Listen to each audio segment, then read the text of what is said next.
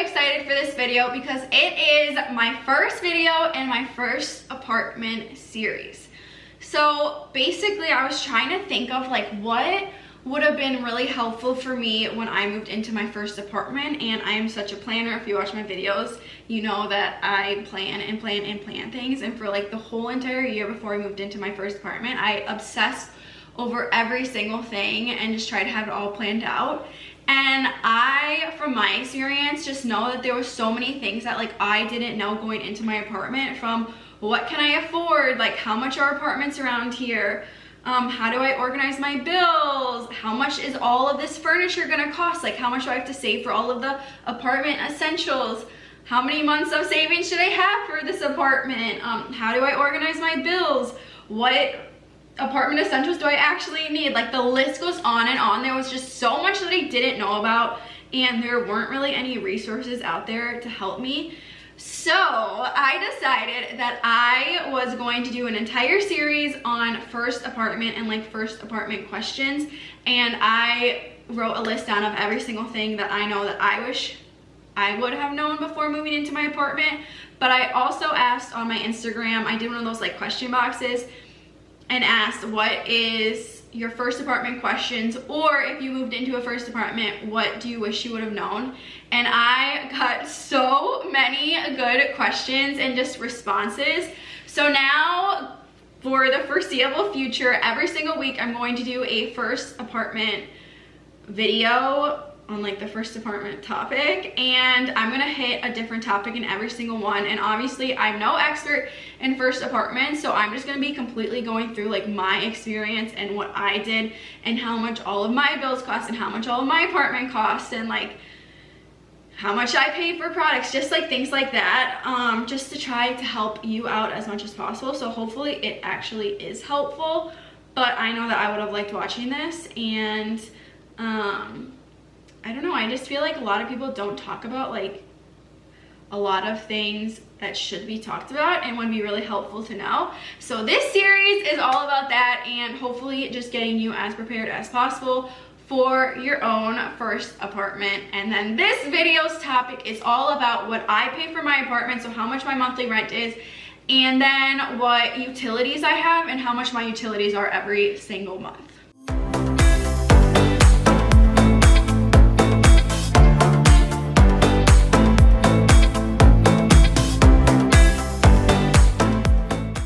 Okay, so I am in a 2-bedroom, 2-bath apartment. I have laundry in-house.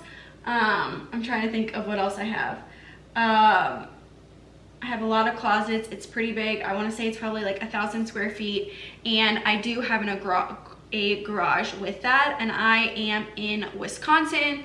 And I'm not downtown Milwaukee. I'm north of Milwaukee. So I'm not right in the city, which makes my rent cheaper, and I pay $1,550 per month, and I'm on a 12-month lease. So obviously if I was like downtown Milwaukee, my rent would be a lot more expensive.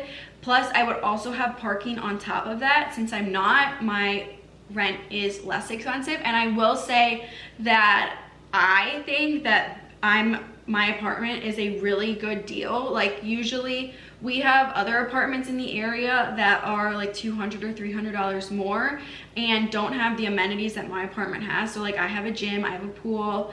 I don't know, I think it's a really good deal, especially for being a 2-bedroom, 2-bath place. But I also, and like I know because I put that on my Instagram story before how much I paid, and people are like, are you kidding me? Like that is so cheap. I pay so much more. But I really think it's just location. Like I'm in Wisconsin, so it's not the most like sought after place ever. But I also did ask a question box on my Instagram too, and was like, if you're willing, can you put how much your apartment is, where you're located, and how much your utilities are? And I got a lot of responses from that too. So after I go over my utilities, I'm going to list off some of those numbers. I'm just such a numbers person. I think it's really interesting to see what other people are paying for their apartments and like how many bedrooms it is and what they're paying for the utilities and stuff, just to compare. So I will definitely go through that, but I have my computer pulled up, and I'm on my bank account so I can give you exact numbers of what I'm paying for utilities. So like I said, I pay $15.50 every single month in rent, and then I also pay okay, so I have renter's insurance, and I do my renter's insurance through State Farm, and it's $10.08 a month, which is like not bad at all. And I think I even did pay for like extra coverage because I just applied online. So like, I don't know if there's a better way to do it, or if like your parents have a insurance person or whatever, but I just looked up renter's insurance. It took me to State Farm, and I think it probably started at like $20,000 of coverage, and I think I paid for like $30,000 or more than that, and so that's only $10.08 a month, which I thought was really good. I just assumed that insurance was super expensive. And then I have my Spectrum cable and internet bill. So I, like I said, do my internet and cable through Spectrum. It's pretty standard over here to do it through that. Like my apartment complex only has two options. It's either AT&T or Verizon, and then Spectrum. So I went with Spectrum, and I pay $91.82 a month, which kills me because that's a lot of money. So I pay for Wi-Fi. I have their basic package. It sucks. Like seriously, it sucks. I want to switch so bad, or I want to call them, but I know that if I call them, they're just going to be like, up your package. But anyway, so I have that, and then I also have a cable subscription, and I found that the cheapest way for me to do my cable subscription was I bought the Spectrum internet, and then I have a smart TV, and on the smart TV you can download an app, and then for like $20 a month, I don't know the exact total because it's combined, but for $20 a month through the Spectrum app on the TV, I can get cable, which is like, I am a sucker for reality TV. I know it's horrible, it's my guilty pleasure, so I get like Bravo, TLC, HGTV, E, like I get all of those channels. And that was the cheapest way that I could find to do it, because if I was to buy a cable package, that was like another $90. So that would have been $200 a month, which is just ridiculous. So moral of that, my cable and my Wi-Fi are $91.82 a month, and that total never changes. Then I have my light and water bill. So my light and water fluctuates every single month, just depending on how much like electricity I use and how much water I use. So in September, and I can't really figure these out because, well, let me give you the number first. But in September, or technically in August, my bill for my light and water was $133.88. And then I just got billed in October, which was technically for September's, $143.61. And then let me try to find like another one. I can't find, I have to like get out of here to find another one. So basically, like, it fluctuates. I usually plan, like, I like in my budget to go higher. So the 143 is the highest that I've ever had to pay for light and water, which confuses me because in September I turned off my air conditioning and didn't have any heat, so don't really understand where that's coming from or why that increased. But just to be safe, I usually budget $150 a month because I'd rather budget too much than too little for light and water. And then I also have gas. So I have a deal with my dad, and my dad pays for my gas bill, which I'm really grateful for. That's the only bill that I don't pay for.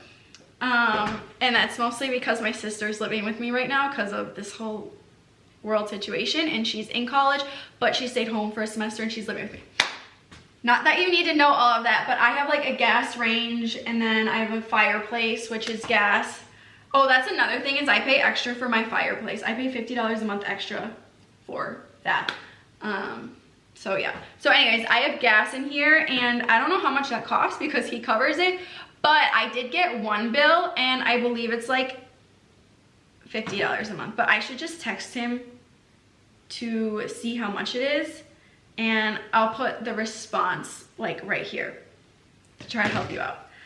And then I think that is it for my utilities and rent. So all in all, I have my like apartment expenses every single month. I have my apartment rent, then I have my light and water, which is like 100, and I budget 150 for that. I have my Wi-Fi and cable, which is 91-ish. And then I have gas, which I do not pay for. So I don't have to pay for, I know like other people sometimes have to pay for trash. I don't have to pay for trash, and then other people have to pay for parking too. I don't have to pay for parking. So that's kind of where my utilities come out of, and my apartment costs. Like I said, I'm in Wisconsin. So obviously like where you live, it's going to change based on if you're a city, not a city, what state you're in, how expensive things are versus like how inexpensive they are. So now I'm going to pull up that question box and start going through what other people's rent is and utilities across the entire country and world. We even got some worldwide info.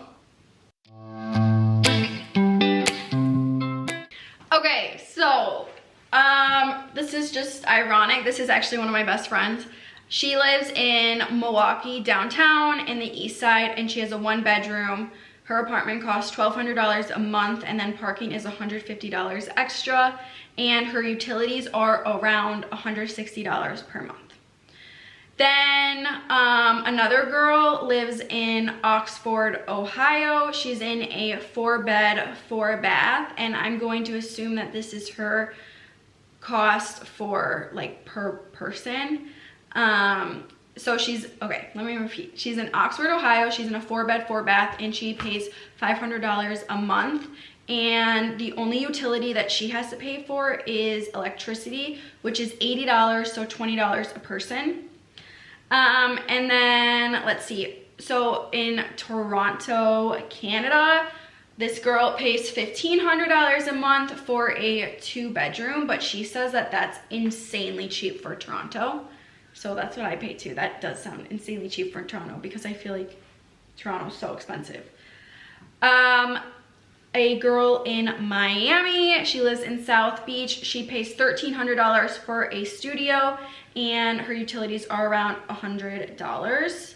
In San Diego, California, this girl lives in a 1-bedroom, and that costs her $1,725 a month, which hurts.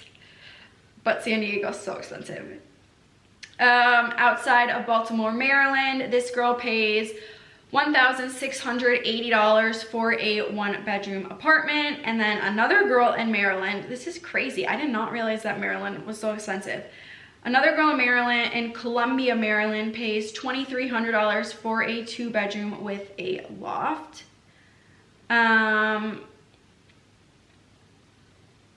Okay, Gilbert, Arizona, for a 1-bedroom, 1-bath, that's 745 square feet. She pays $1,300. Madison, Wisconsin, I'm actually very familiar with rent prices in Madison because my sister goes to school there and rents an apartment there. And it's $750 each for a 1-bedroom with 2 people, and that's like almost exactly what my sister is paying too. Another one for Arizona, a 1-bedroom is $1,092, and then her utilities are an extra $150. So now I'm thinking that my utilities are really expensive, but I'm wondering if they're not including Wi-Fi and cable in that. This girl does not say where she is, but she pays $2,100 a month for 4 bedrooms, and her utilities are $250. Arkansas, I don't think we've done an Arkansas one yet. She pays $755 a month for a 3-bedroom, 2-bath, and usually her utilities are $150 to $200 per month, and that's for electricity, and internet. Austin, Texas, $1,600 for 2-bed, 2-bath. I'll just do a few more because I feel like this is getting a little repetitive now. Okay, New Hampshire, she pays $1,835, and that includes heat. She's in a 2-bedroom, and then her water, electricity, and Wi-Fi is $200. Okay, now I feel like I'm being scammed on my light and water because I pay $150 a month-ish is like a lot, and that's what I pay. Maybe I need to like start turning off my lights more or use less water, probably.